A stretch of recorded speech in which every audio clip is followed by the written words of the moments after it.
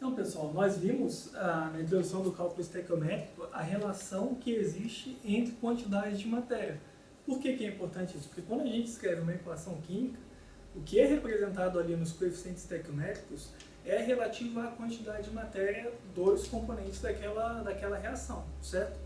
Só que em algumas situações de laboratório, é óbvio da gente imaginar que é mais fácil nós fazermos medidas utilizando a massa do material, porque a massa a gente obtém diretamente numa balança analítica no laboratório, certo?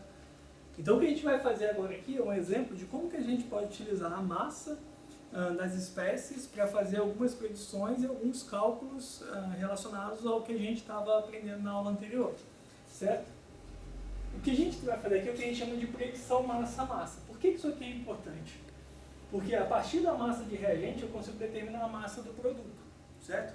Eu posso fazer isso, matematicamente falando, de diversas formas, mas falar aqui de um jeito que é mais fácil e mais, eu não diria mais correto, mas com menos chance de errar, porque a gente pode utilizar diretamente os coeficientes estequiométricos da equação química para chegar no resultado final. A lógica é a seguinte, a predição massa-massa que a gente chama. A partir da massa do reagente, sabendo a massa molar dele, eu consigo determinar a quantidade de matéria do reagente, certo? E aí, para uma determinada reação química, sabendo se os coeficientes estequiométricos, a partir da quantidade de matéria do reagente e a relação estequiométrica com um determinado produto, eu consigo determinar qual que é a quantidade de matéria de produto gerado, também em mol. E sabendo a massa molar do produto, eu consigo diretamente determinar qual que é, a partir da quantidade de matéria, a massa daquele produto que pode ser gerado, certo? Eu posso vir direto da massa do reagente para a massa do produto, mas a relação não é tão direta pela relação estequiométrica, porque o que vem na equação química é a relação em quantidade de matéria e não em massa. Então, por isso que em algumas situações, eu acho, pelo menos particularmente falando, mais fácil fazer esse caminho do que tentar passar direto por aqui, porque aqui a chance de erro é muito maior, certo? Então vamos ver como é que a gente pode fazer isso no exemplo e verificar como é que a gente trabalha matematicamente com isso, certo? Então vamos imaginar aqui do exemplo. A pergunta é, qual que é a massa de ferro sólido, ferro metálico, pode ser obtido a partir de 10 gramas de óxido de ferro, Fe2O3, a partir da sua reação com monóxido de carbono, CO gasoso, certo?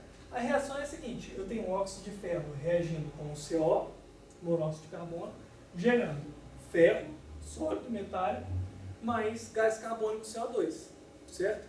Então, ó, quando a gente vê uma equação química desse jeito, a primeira coisa que a gente precisa aqui é balancear essa equação, certo? Que a gente viu lá que o balanceamento é extremamente importante para a gente fazer a leitura correta, baseado na conservação de massa das espécies aqui. Bom, nós aprendemos como fazer o balanceamento, vou colocar direto aqui o resultado, mas aqui o balanceamento vai ficar 3 aqui de monóxido, 2 ferro e 3 de CO2. E aqui a gente vê que, ó, aqui desse lado eu tenho 2 átomos de ferro aqui, ou 2 mols, se a gente pensar em quantidade de matéria, 2 mols de ferro. Aqui também tenho 2, certo? Aqui eu tenho 3 carbonos, aqui eu tenho 3 carbonos. Aqui eu vou ter 3 oxigênios mais 3 de lá, 6. Aqui eu vou ter 3 vezes 2, 6. Portanto, está balanceado, está correto, certo? Então, olha só, eu tenho a massa do reagente e eu quero saber qual que é a massa do produto que pode ser gerado, considerando a reação, que a reação vai ocorrer totalmente, beleza? Então, ó, se a gente considerar esse caminho aqui de cima, a primeira coisa que eu preciso é determinar a quantidade de matéria do reagente, ver a relação estequiométrica entre eles, determinar a quantidade de matéria do produto e, a partir disso, determinar a massa do produto, certo? Aqui a gente vê diretamente que cada mol do óxido de ferro, Fe2O3, ele é quimicamente equivalente, tem aquele símbolo de quimicamente equivalente, mas que qualquer equivalência, qualquer símbolo de equivalência vocês podem utilizar. A lógica é a seguinte, que um mol desse vai ser quimicamente equivalente para essa equação química a 2 mols de ferro. Então, o que está dizendo aqui? Se eu partir de, por exemplo, 0,5 mols desse cara na reação, eu consigo gerar um desses. Se eu partir de 2 mols desse, eu vou conseguir gerar 4 daquele. Sempre o dobro. É sempre a relação de 1 para 2. Que é o que está sendo mostrado aqui, certo? Então, eu determino a quantidade de matéria desse. Vou saber que pela relação estequiométrica eu vou poder gerar o dobro daquele. E aí, a partir dessa quantidade de matéria, eu determino a massa de produto que pode ser obtida. Certo? Então vamos por partes resolver isso aqui. Primeira coisa, então, que eu preciso é determinar a quantidade de matéria de reagente a partir da massa dada. Mas para determinar a quantidade de matéria tendo-se a massa, eu preciso saber a massa molar. E aqui foi dada a massa, dois elementos separados, do ferro e do oxigênio. Então, para calcular a massa molar do Fe2O3, do óxido de ferro, como é que ficaria isso? Vai ser 2 vezes a massa molar do ferro, mais 3 vezes a massa molar do oxigênio. Isso aqui vai dar 2 vezes 56, mais 3 vezes 16.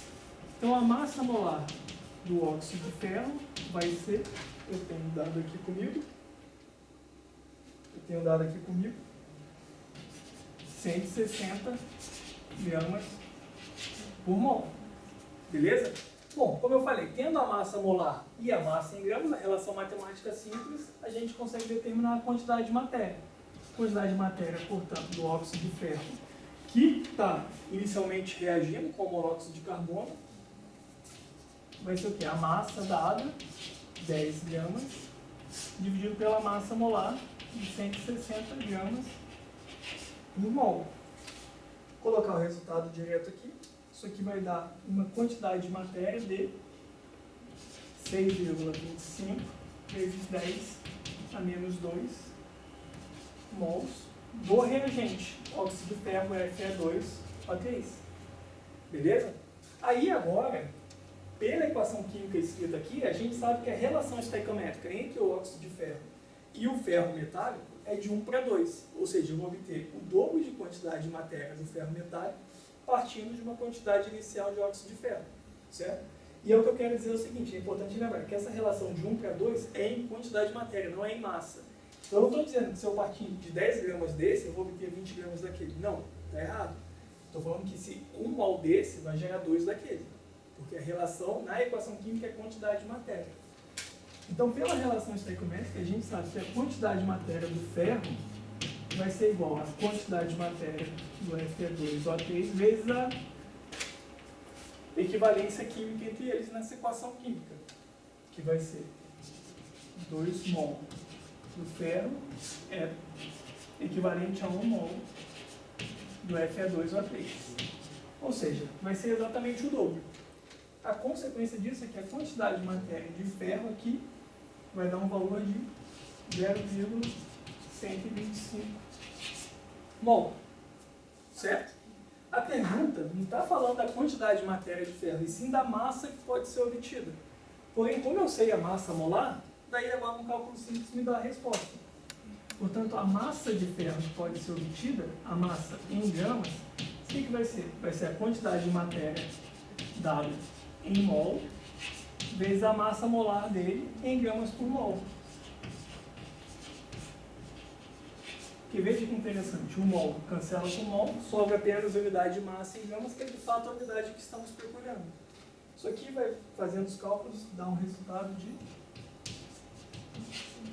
7 gramas de ferro. Então, repare bem que o que a gente fez aqui foi exatamente esse caminho. Eu tenho a massa do reagente, determina a quantidade de matéria do reagente, pela relação estequiométrica, determina a quantidade de matéria do produto, e aí, pela massa molar do produto, determino a massa que pode ser obtida dele. Certo? Como eu falei, eu posso passar direto desse ponto para esse ponto, porém a chance de errar é maior. Tendo-se a equação química, eu consigo fazer diretamente esse caminho e eu consigo ter a resposta mais fácil. Joia?